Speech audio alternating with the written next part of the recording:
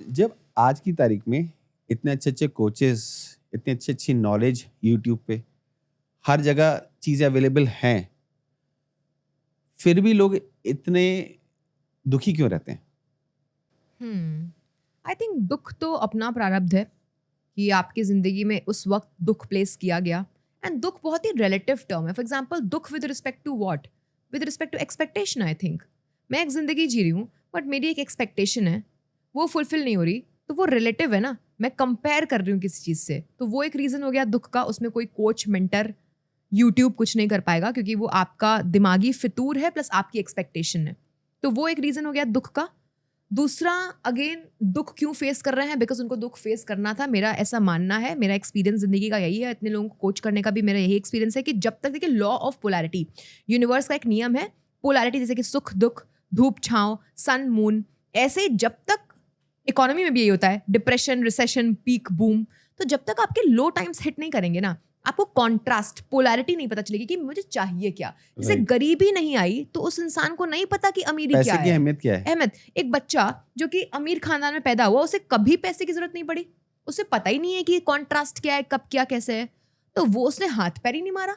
आप देखो, ज्यादातर अमीर खानदान में पैदा हुए बच्चे या तो स्पॉइल्ड ब्रैट्स होते हैं, कुछ होते हैं जो कि डिसिप्लिन होते हैं। अगर उनके पेरेंट्स डिसिप्लिन है, उन्होंने उसको सिखाया सब कुछ कि भाई तुझे, you will have to earn it for yourself. एक इंसान जो कि लेट्स सपोज एक बेकार रिलेशनशिप में नहीं आया, उसके अंदर इच्छा ही नहीं डेवलप हुई ना कि यार एक अच्छी रिलेशन की तरफ जाना है। तो मुझे ऐसा लगता है कि दुख सबसे प्यारी चीज है। दुख, दुखी टाइम, या फिर किसी चीज की कमी, लैक, इनसिक्योरिटी, खामी होना, whatever, all these are actually the starting points of something really beautiful.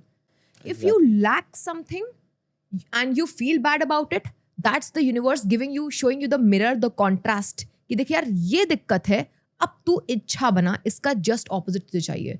वरना आज की डेट में अगर मेरे पास सब कुछ होता, लाइक मैं फेल भी नहीं होती, पैसे भी दमदार होते, जो चाहूँ वो खरीद लूँ, स्टार्टिंग से बोलना भी आता होता, या फिर मुझे बोलने की इच्छा नहीं होती, तो मेरी इंटेंशन कैसे आती है? जब तक इंटेंशन ही नहीं चाह रही है, मैं किसी चीज़ की तरफ जाऊंगी क्यों?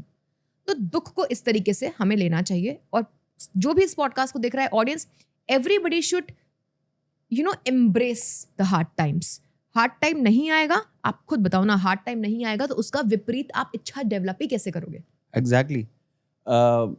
हमेशा बोला जाता है कि स्पिरिचुअलिटी में इंसान जब ही आया है, जब उसकी लाइफ में कुछ ऐसा एडवर्स हुआ है, बहुत दुःख आया है, तब जाके वो स्पिरिचुअलिटी में आया है। जैसे स्पिरिचुअलिटी में कोई ऐसे ही नहीं आता, शौक के लिए कोई नहीं आता।